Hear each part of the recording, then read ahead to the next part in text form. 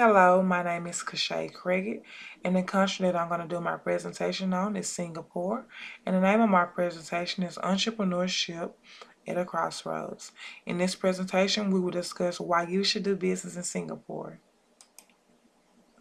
The Republic of Singapore is an island city-state in Southeast Asia, and it just celebrated its 50th year anniversary on August the 9th of this year, 2015. Although it first settled in 2nd century AD, it was founded in 1819 as a trading post of the East India Company and occupied by Japan in World War II. After World War II, it became a British territory as a part of Malaysia until being expelled 2 years after Malaysian independence. On this slide, we have what you would call the four Asian tigers, also known as the four Asian dragons. Singapore struggled for 7 years before becoming one of the four Asian tigers, along with South Korea, Taiwan, and Hong Kong. Now, they all can be classified as highly developed economies in the first four newly industrialized countries. On this slide, we have both past and present leaders of Singapore. Under the leadership of Prime Minister Lee Kuan Yew from 1970 to 1990, Singapore was an authoritarian pursuing rapid economic growth, support for entrepreneurship, limitations on internal democracy, and close ties with China. It was described by some as a nanny state with government controls, censorship, and language restrictions. Recognizing a new phase for Singapore, he stepped aside and Goh Chok Tong took over from 1990 to 2004. Controls were loosened and diversity was encouraged during a period that saw several global and regional crises. Lee Kuan Yew's eldest son, Lee Hsien Loong, became prime minister in 2004.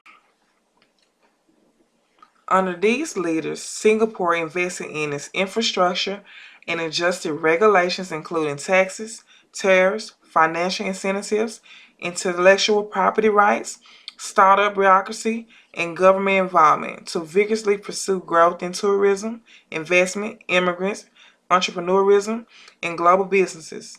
Singapore now has one of the world's busiest airport and seaports, and it attracts entrepreneurs, foreign reserves, global and multinational businesses, investors, and knowledge workers. Today, Singapore has grown into one of the world's commercial trade, education, entrepreneur, financial, gambling, and ship repair hubs. With few natural resources, Singapore is the world's 15th largest importer and 14th largest exporter, with a trade-based market economy that is focused on manufacturing exports. Manufacturing accounted for 30% of its $453 billion GDP, considering purchasing power parity in 2013. Singapore's leading industries are producing electronics, refining petroleum, producing chemicals, mechanical engineering, and biomedical science, and it is the only Asian country with a AAA rating from all three major credit rating agencies. Singapore has a diverse population of about 5.5 million people living in an area of 277 square miles. It's the same as the population as the state of Minnesota in an area the size of Lexington, Kentucky. Singapore residents make up 74% Chinese Singaporeans, 14% Malays, 9% Indians, 3% Eurasians, and others. Singapore has four official languages that reflects its diversity: English, Malay, Tamil, and other. English makes up about 32%, Malay makes up 12%, Tamil makes up 3%, and the other languages makes up 3%. And of course, we have the 50% Mandarin Chinese that is spoken in Singapore. Earlier, I mentioned Singapore's population, which is 5.5 million. 62% makes up its citizens, 38% makes up foreign nationals, which comes out to be 2.1 million. Including non-residents, the percentage shrinks by 57% being Singaporean and 43% being foreign-born. Singapore is ranked by the World Bank as the easiest place in the world to do business and the world's top logistics hub.